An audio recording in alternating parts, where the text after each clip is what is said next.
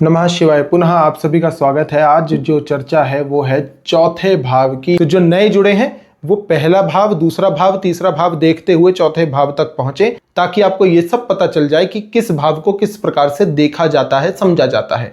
चलिए शुरू करते हैं। पुनः आप सभी को प्रणाम। चौथे भाव की डायरेक्ट चर्चा कि चौथा भाव क्या दर्शाता है, कैसे इसको समझें, कितना महत्वपूर्ण है, जीवन में क्या क्या योगदान देगा, और इससे जुड़ी हुई जो महत्वपूर्ण बातें हैं ये आप तक आज पहुंच जाएंगी। प्रारंभ करते हैं। चौथा भाव। चौथा भाव सर्वप्रथम दर्शाएगा आपका मातृ सुख, कि आपको माता के माध्यम से कितना सुख मिलेगा। आपकी जो माता है उसका यह भाव माना जाता है। माता के साथ साथ आप इसको परिवार से भी जोड़ सकते हैं। अब समझेंगे माता और परिवार से कैसे, किस प्रकार से यह भाव जुड़ता है। आपका रिश्ता आपकी माँ के साथ कैसा है, और माता के माध्यम से शुरुआती पालन पोषण आपका किस प्रकार से हुआ है या किस प्रकार से होगा। मेरे पास जैसे कई बच्चों की जन्म पत्रिका आती है तो मैं उसमें देखता हूं कि उनका जो चौथा भाव है वो बहुत बिगड़ा हुआ होता है। तो चौथा भाव यदि बिगड़ा है, खराब है, इसका लॉर्ड खराब है, मालिक जो भी ग्रह स्वामी बनता है, तो देखा जाता है कि बच्चे को माता का सुख नहीं मिलता, माता के निकट नहीं रह पाता, माता से दूर रहता है, या माता के पास रहा भी तो उसके घर की ऐसी स्थिति परिस्थिति होती है, कलह होती है, कलेश होते हैं कि माता का सुख उसको अच्छे प्रकार से नहीं प्राप्त हो पाता। और यदि ये खराब होता है, और ये चीज ये बताती है कि शुरुआती पालन पोषण, शुरुआत का जो समय होता है जब बच्चा बढ़ रहा होता है, बड़ा हो रहा होता है, वो जो शुरुआती पालन पोषण है इसको ये पूर्णतः रिप्रेजेंट करता है। इसका मतलब ये नहीं कि हम रेमेडी ना करें तो पूरे जीवन ऐसा होगा। रेमेडी करोगे तो आप ये समझो कि जो शुरुआती पालन पोषण है उसमें अच्छी वृद्धि हो जाएगी, मतलब वो अच्छा हो जाएगा, ठीक हो जाएगा। यदि नहीं भी करते तो शुरुआती पालन पोषण खराब है, इसका मतलब ये नहीं कि पूरे जीवन ही माता का सुख नहीं। यहां समझने का कभी कभी कंफ्यूजन हो जाती है, इसलिए समझा दिया मैंने आपको। और ये भाव क्या दर्शाता है, अब अच्छा होगा तो ये अच्छा होगा, बुरा होगा तो ये, इस प्रकार से परेशानी आएंगी। ठीक है, यहाँ अच्छा बुरे को अलग तरीके से समझने का प्रयास मत करो, सिंपल तरीके से चलो। घरेलू शांति जो मैंने आपको बताया, तो घरेलू शांति भी यहीं से जुड़ती है। ये घर है, घर का भाव है, ये घर दर्शा रहा है, घरेलू शांति भी यहां से है। और मोस्ट इंपॉर्टेंट जो इस भाव को जिसके लिए जाना जाता है, संपत्ति, वाहन, भवन का जो सुख है वो। अब इस पे भी चर्चा कर देता हूं। कई लोग सोच रहे होंगे ये क्यों नहीं बता रहे, तो ये भी बता देता हूं। ये घर, जमीन, जायदाद, ये सारी चीजों को रिप्रेजेंट करता है। और ये जो चौथा भाव है ये बताता है आपके जीवन में वाहन, कितना श्रेष्ठ वाहन आपके पास होगा, कितना सुखी आप वाहन से रहेंगे, किस प्रकार के वाहनों में आप चलेंगे, ये सारी चीजें बताता है।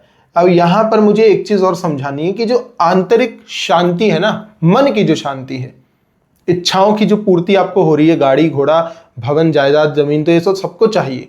इसके बाद जो आंतरिक शांति है ये उसका भी भाव है। यदि ये भाव अच्छा हो जाए और वो जो भाव स्वामी है वो किसी भी प्रकार से डिस्टर्ब हो, अच्छा होते हुए भी, तो मानसिक शांति कभी नहीं आती।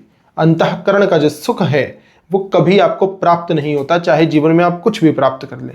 ऐसे लोग आपने देखे भी होंगे कि इतना दिया ईश्वर ने, इतना दिया, पर शांति नहीं है, सुखी ही नहीं है, वो संतुष्ट ही नहीं हो पा रहा। जो संतुष्टि है वो भी ये चौथा भाव प्रदान करता है। अब चौथे भाव में और हम क्या देखें, ठीक है, वो बताने से पहले मैं एक चीज और बताता हूं। यदि तो यहाँ खराब हो रहा है चौथा भाव, तो ना संपत्ति है, ना भवन है, न वाहन है, और ना जायदाद है, इसका कोई सुख नहीं मिलेगा। ठीक है, ये सिंपल सा एक फॉर्मूला सूत्र है जो मैंने आपको बता दिया। अब आगे बढ़ते हैं।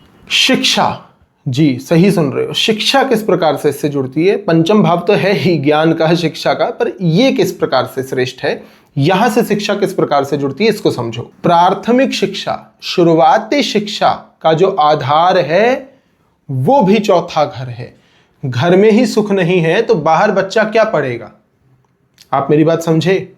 तो यहां पर यह समझाने का प्रयास, क्योंकि परिवार को जोड़ा था मैंने, परिवार को बताया था, यहां पे आपको ध्यान होगा, अभी शुरुआत में परिवार जोड़ा था। तो अब यहां पर इसको इस प्रकार से समझो कि ये जो प्राथमिक शिक्षा है, प्रारंभिक शिक्षा है, इसका भी भाव है। यदि यहां पर प्राथमिक शिक्षा आपको अच्छी मिली है, बच्चे को बहुत ज्यादा, तो उसका चौथा घर बहुत अच्छा होगा। आप लोग अपने चौथे घर को खोल के देखिए, जन्म पत्रिका में समझिए, यार मेरा तो फोर्थ हाउस बहुत अच्छा है, तभी मुझे प्राथमिक शिक्षा लंदन में प्राप्त हुई, यूएस में, स्विट्जरलैंड में, इधर उधर इत्यादि अन्य अन्य अच्छे अच्छे स्थानों पर प्राप्त हुई। तो ये है प्राथमिक शिक्षा का भी भाव। प्राथमिक शिक्षा के साथ साथ शुरुआती ज्ञान के आधार का भी भाव।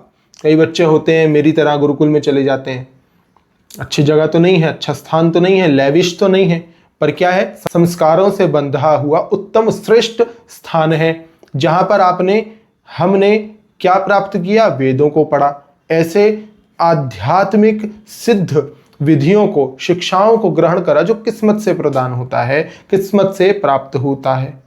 तो ये भी चौथा भाव दर्शाता है कि यदि अच्छा है और कुछ ऐसे प्लैनेट्स वहां पर जुड़ जाएं जो अध्यात्म में आगे बढ़ा सकते हैं, संस्कार में आगे बढ़ा सकते हैं, तो कम से कम लेविश स्थान पर भी जो संस्कारों से बंधी है वहां पर उच्च शिक्षा प्राप्त होती है। तो यह है चौथा भाव। यदि ये बिगड़ेगा तो इस प्रकार की कोई भी सुख सुविधा आपके जीवन में नहीं होगी जो आपके जीवन में व्यर्थ जाने वाला है।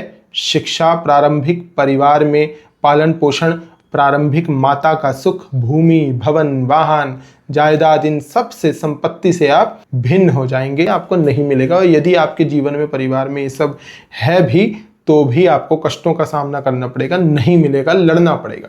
तो चौथा भाव खराब होने से ये सब होता है। वीडियो पसंद आई तो लाइक शेयर सब्सक्राइब बिल्कुल कीजिएगा। मेरे ऊपर दिए गए इस नंबर पर आप मेरे से अपॉइंटमेंट ले सकते हैं। मेरा असिस्टेंट आपके व्हाट्सएप पर रिप्लाई करने पर, मैसेज करने पर रिप्लाई करके मेरी अपॉइंटमेंट आपके साथ फिक्स्ड कर देगा। मिलते हैं 5th हाउस के ऊपर चर्चा करते हुए नेक्स्ट वीडियो में। नमः शिवाय टू ऑल।